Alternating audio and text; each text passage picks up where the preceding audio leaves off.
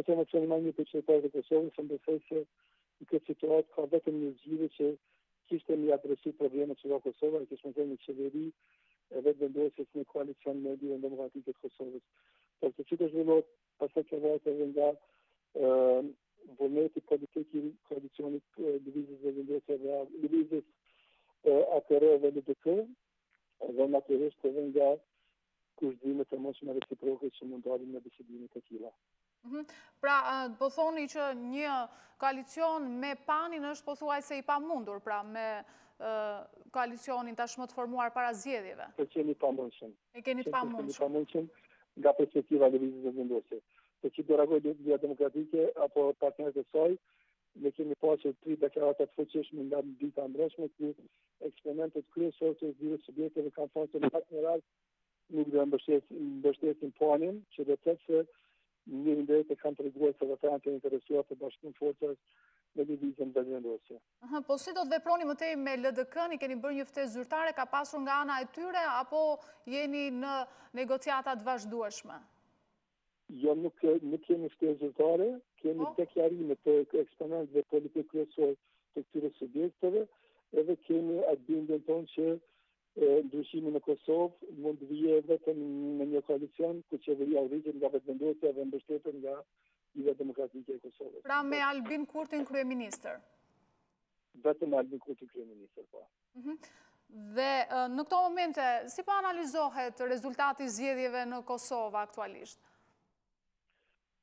Tash, procesi zgjedhor ka pa ngjetje, për arsye se kanë mbetur disa kuti të panumëruara, e presim edhe rezultatin final, pastaj problemi është që do krahasohen rezultatin e publikuar nga KQZ me rezultatet të cilat neve na kanë dërguar komisionere tonë për çdo vend të tën, dhe nëse nuk ka asnjë parregullsi, atëherë do të shtruar edhe diskutim për alternativat.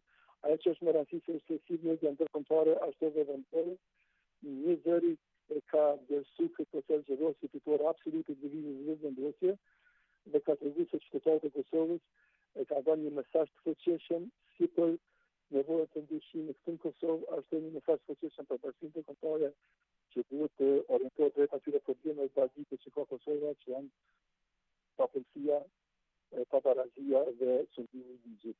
Edhe me dhe që ndërkombëtarët do të reflektojnë dhe do të mbështesin këtë idenë tonë që duhet gjithsesi një koalicion me LDK-n për të pamundësit krimin e instaluar ose për ta penguar dhe mos me krimin e instaluar nga koalicioni PAN-it. Zoti Bislimi, nëse gjithçka ecën sipas parashikimeve tuaja, kur e shihni të mundur krijimin e qeverisë së re të Kosovës? Po tash ka dy variante. Në qoftë se bisedimet fillojnë me LDK-n dhe arrijnë një pikë ku ne garantojmë një shkrim të mjaftueshme, atë presidenti faqe ka dy opsione.